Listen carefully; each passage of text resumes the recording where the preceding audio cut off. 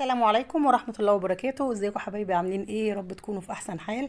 معاكم ماجي محمود، والنهاردة هنقدم وصفة جديدة. هنعمل النهاردة مع بعض المسخن الفلسطيني. طريقة سهلة وبسيطة. عارفة بقالي كتير ما قدمتلكوش فيديوهات، بس ان شاء الله هنتواصل الفترة الجاية فيديوهات قوية وكويسة.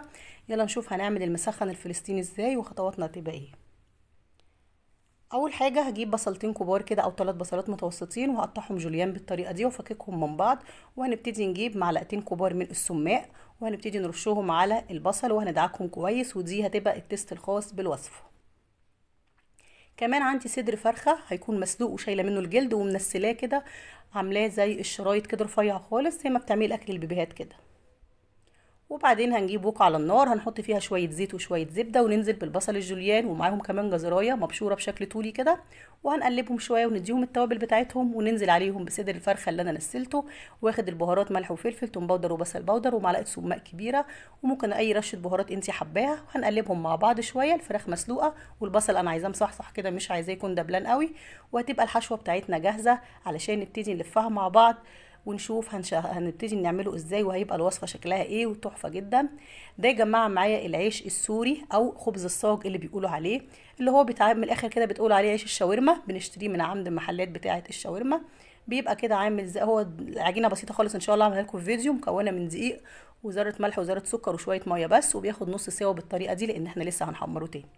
قسمناه كده مثلثات وهنبتدي نلفه زي ما نكون بنعمل الكرواسون كده.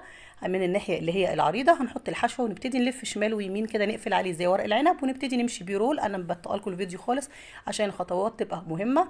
بالشكل ده حطينا معلقه من الحشوه وبنقفل شمال ويمين وبعدين ناخده بنلفه رول زي ورق العنب بالظبط لحد لما توصل للاخر. ازاي عملت شكل مثلث كده؟ هو طبعا العيش بيبقى مدور، بنقطعه على 4 زي ما تكوني بتقطعي اي حاجه على 4 ارباع، وكل ربع بتاخديه نصين، بيبقى ده كده تمن الورقه. يعني كده ورقه العيش او العيش الصاج بيعمل لك 8 وحدات من دول. على فكره وصفه كمان غير ان هي لذيذه وطعمها، هي كمان اقتصاديه جدا. هنفضل نلف بالطريقه دي لحد لما نخلص كل الكميه. بجيب صينيه الومنيوم بدهنها بدهنه من الزيت او دهنه من السمنه، وبنبتدي نرص الرول بتاعي ده لحد ما بملى بيه كل الصينيه. وبعدين بنمسحه برده من فوق بفرشه كده بشويه زيت او شويه سمنه سايحين، وبنبتدي نولع الفرن على درجه حراره 180 او 100 او 190. هنحط 10 دقايق على الرف اللي تحت اللي هو الاقرب للارضيه مش الارضي، و10 دقايق على الرف اللي فوق، وهتطلع بالشكل ده.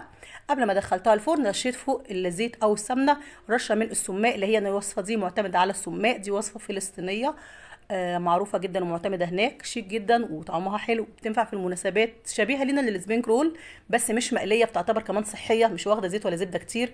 هي ممكن دهنه زيت بسيطه خالص على الوش وفي قاع الصينيه وهتبقى زي الفل.